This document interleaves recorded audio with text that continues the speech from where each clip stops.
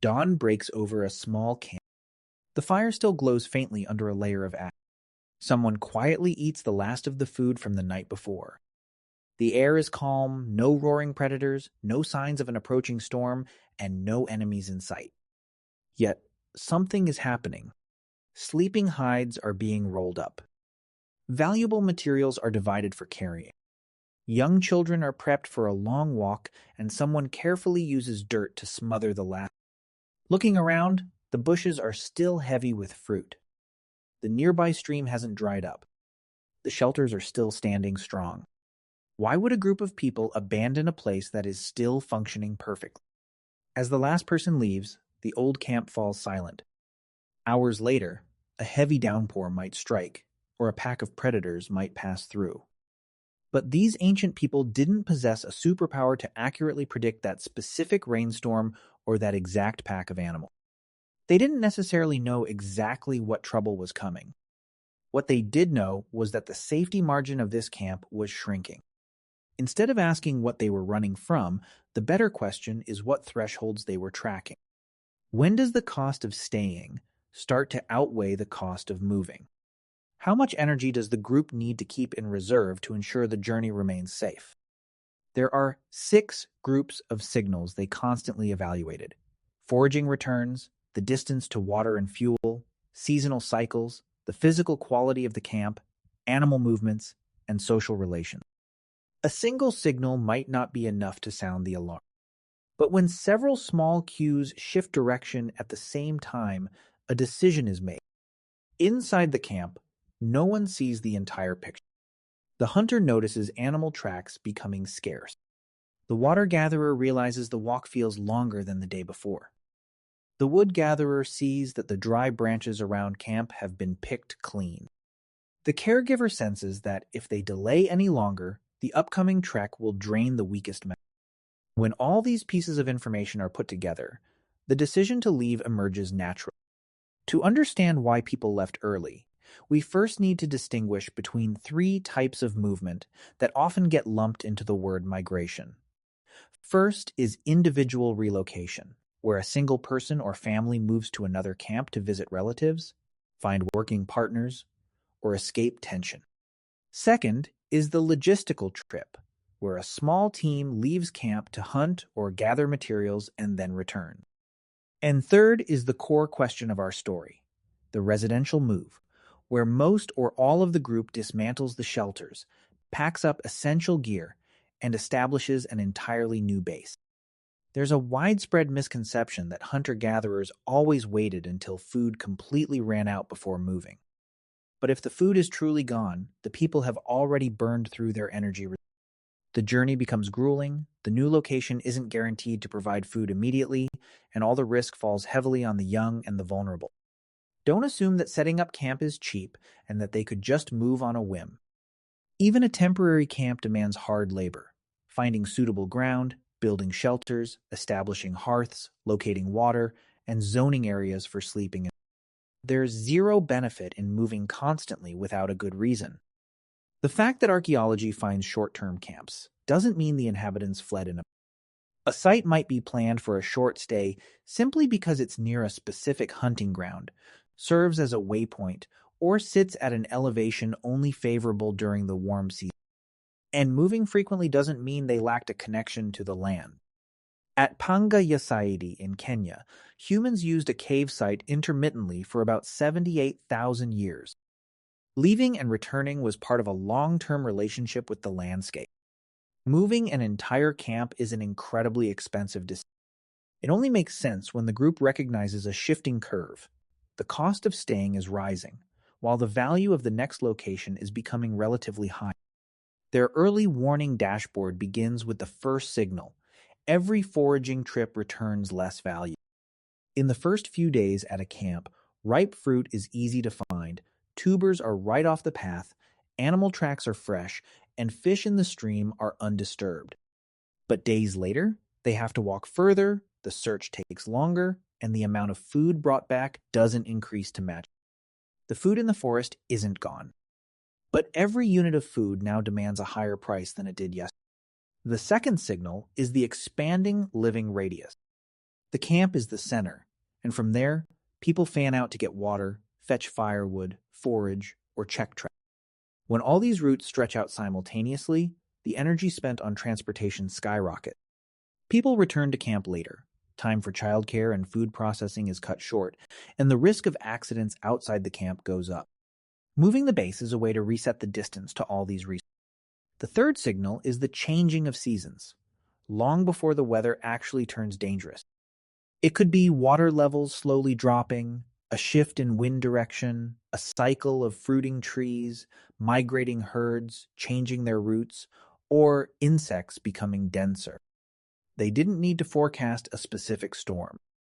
They just needed to know this location was about to enter a harsher phase compared to another valley.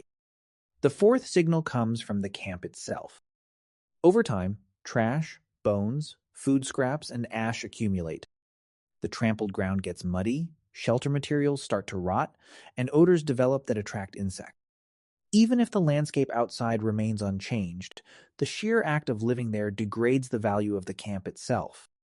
The fifth signal lies in the social structure. A camp has to maintain a delicate balance between active foragers, young children, those needing care, people with complementary skills, and personal disagreements. When this composition is no longer a good fit, the pressure mounts. And the final signal. The movement window is closing. The group has to ask, do we still have enough food reserves for the journey? Can the injured or the young make the walk? Is there enough daylight left? Is the river ahead still crossable? If they keep delaying, the decision to leave won't just get harder, it might become impossible. This decision doesn't require a dictator shouting orders. It forms through those increasingly long foraging trips, through multiple people mentioning another location, through families quietly packing their gear. They discuss it, disagreements might happen, but eventually, the group reaches a consensus or splits into smaller factions. This model explains why leaving early is a matter of survival. But how do we know this actually happened? The strongest quantitative evidence comes from studying the Batek people in Malaysia. Researchers observed a group moving between 11 camps over 93 days. The results showed that the time they stayed at each camp perfectly matched the model of diminishing marginal return. The group routinely left long before the resources in the area were fully depleted. They didn't leave because the forest was empty of food. They left because the current camp was no longer the best place to act. Meanwhile, data from the Hadza in Tanzania shows that water, food, and people always move together. Hadza camps change in size and composition very fluidly. In the dry season, when water is concentrated at a few rare spots, they gather into large camps. When the rainy season arrives and water scatters everywhere, those large camps immediately split up. The decision to move isn't just about food. It might be because another water source just became more reliable, a new fruit is in season, or simply because a minor conflict is easier to solve with geographic distance than direct confrontation. Hadza data shows that a residential move can be driven by ecological and social motives at the exact same time. Mobility actually acts as a social pressure valve. In a small community, conflicts over sharing food, noise, or decision-making can't be hidden.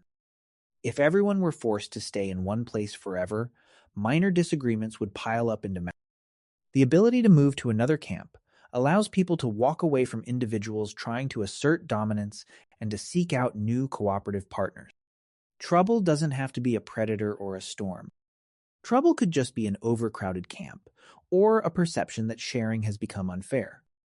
Archaeology also confirms the existence of short-term occupations in the past. At Abric, Romani, and Calavan II, the distribution of artifacts, hearth structures, and material transport strategies show that prehistoric humans organized space with clear planning, used it for a limited time, and then moved on. But silent layers of dirt can't tell us who suggested leaving first, or whether they moved because food was dropping or the weather was turning.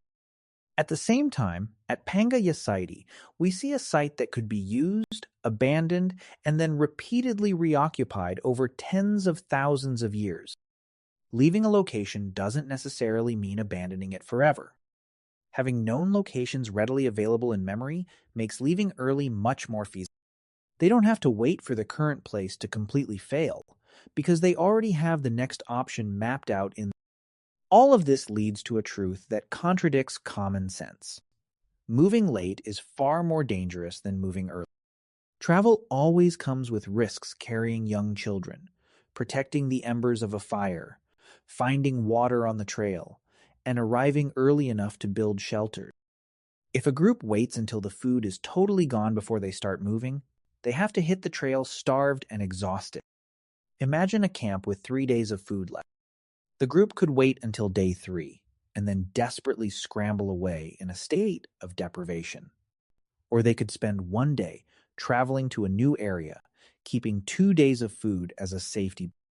That second choice might sound like wasting current resources, but it buys them search time at the new location, energy to build a camp, and endurance just in case their predictions were wrong.